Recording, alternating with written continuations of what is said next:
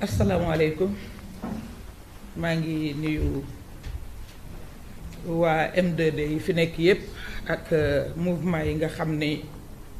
dañu ñëw bokk ci xeexu M2D maa ngi nuyu presse bi yépp di wax li ñu ma sant moo di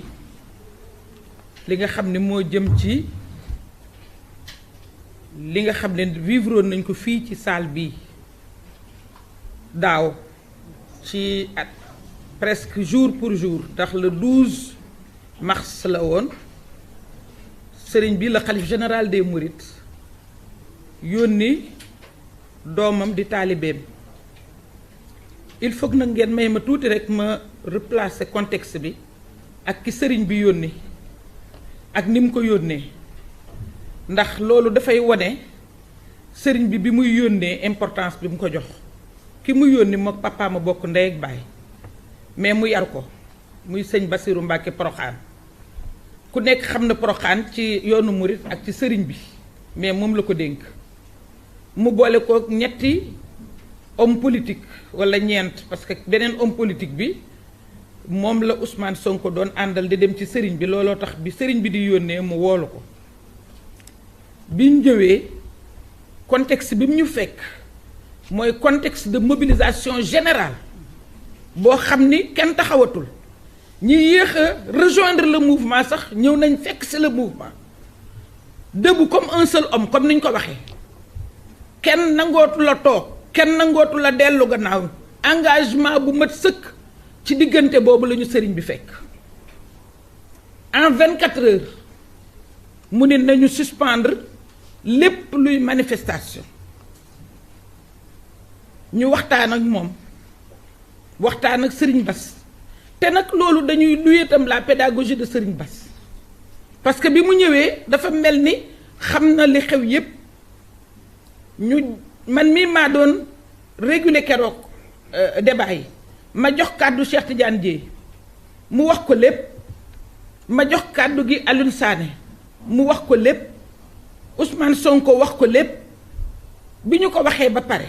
sëriñ bi itam delloo ñu wax ñu ci contexte bi ko sëriñ bi woowee nga xam ne ñëw na ba Touba yëgul lu ko sëriñ bi doon doyee sëriñ bi jël ñooñu mu àndal boole kook ñoom jël oto boppam jox ko ni ko demal ma loolu pour wan ko ni mu ko ñore bi mu ñëwee daf ñu ni sëriñ bi nee na ngeen wax ma li leen naqari ma wax ko du wax ci seen côté rek day wax tam ci beneen côté bi bu leen ñaanee ngeen may ko moom it dina ñaan beneen côté bi suñ ko mayul it dina ko xamle ndax moom kilifa la goo xam ne dafa war a ñaan ndax yéen ñaan ñépp moo leen jaboote ñun ñu ni ko amul lu muy ñaan ndax ñun moo nu yëlif te loolu lañ gëm tam te bu ma leen waxee itam yoon wi ñu doxi woon mercredi di ngeen xam ne loolu lañ gëm ñu teg lépp ci suuf mu sedd ñu jël mémorandum bi ñu leen liiral léegi jox ko Serigne Bassirou Mbacké Porokhane bi ñu ko joxee Serigne Bassirou 1 an jour pour jour gisuñu dara wax nañ ko léegi même détenu ya nga xam ne waxoon nañ ko nañ leen libéré defu ci dara ci kaw ndigalu sëriñ bi ndax il a fallu que ñu dajee place de l'Obélisque defoon mobilisation bu mat sëkk yéen a nga fa woon presse bi ci biir mobilisation bi ci lañ annoncé nit ñi tasaarooguñu ci lañ annoncé ni libéré nañ ñooñu mu téye woon mu mel ni kon dafa am langage boo xam ne moom rek la gëm loolu nag su fekkee ni am na te ñun ñu tënkoon ñu ci benn affaire boo xam ni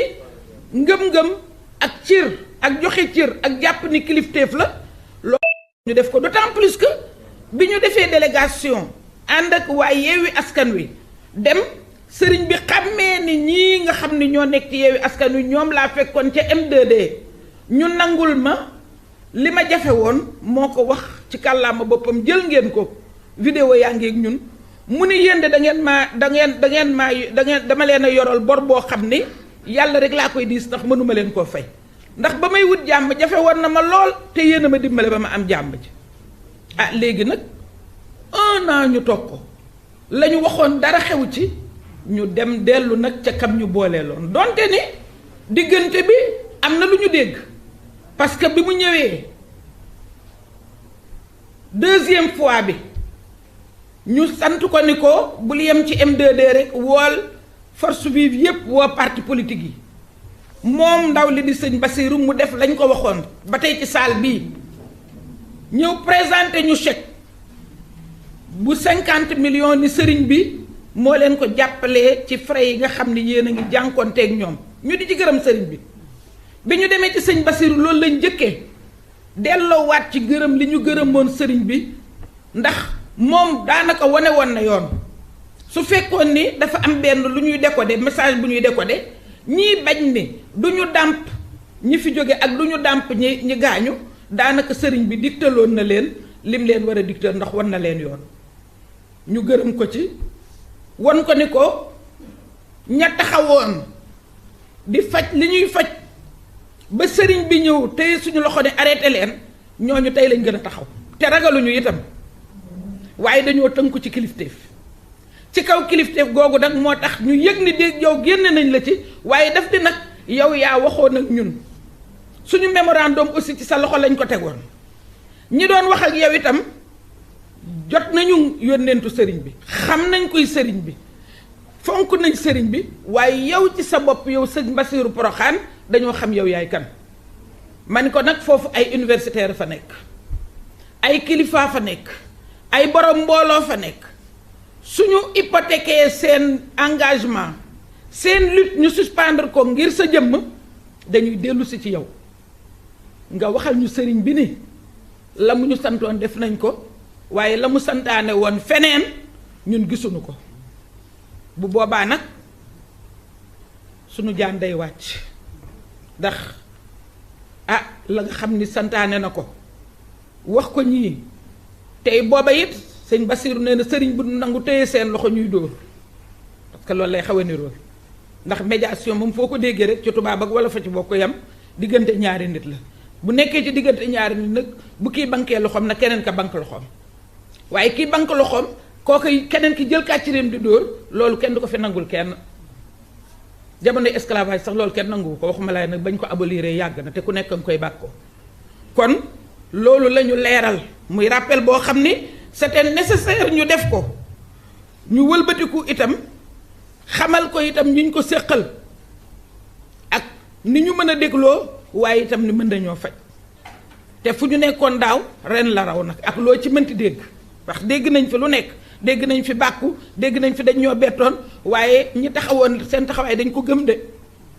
dañ ko gëm parce que démocratie rek taxoon ñu taxaw te démocratie boobu ñu ngi koy wattu ba léegi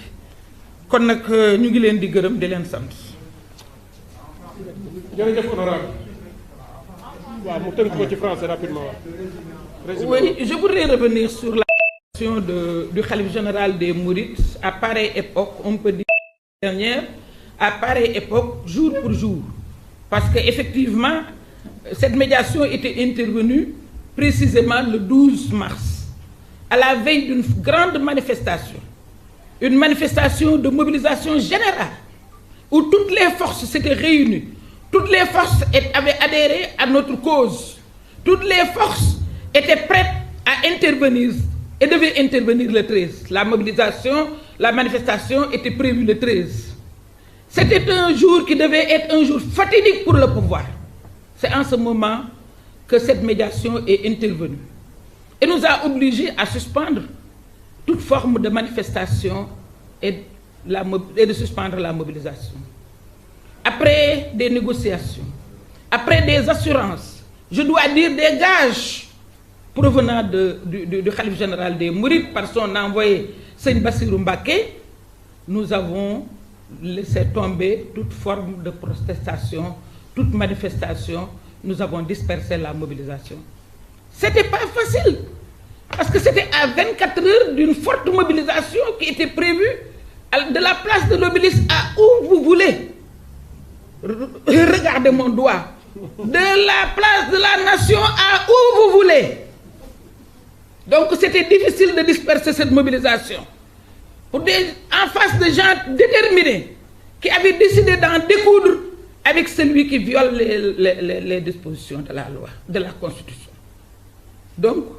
nous avons pu effectivement convenir d'un accord après la remise d'un mémorandum. Vous avez entendu les points cités dans le mémorandum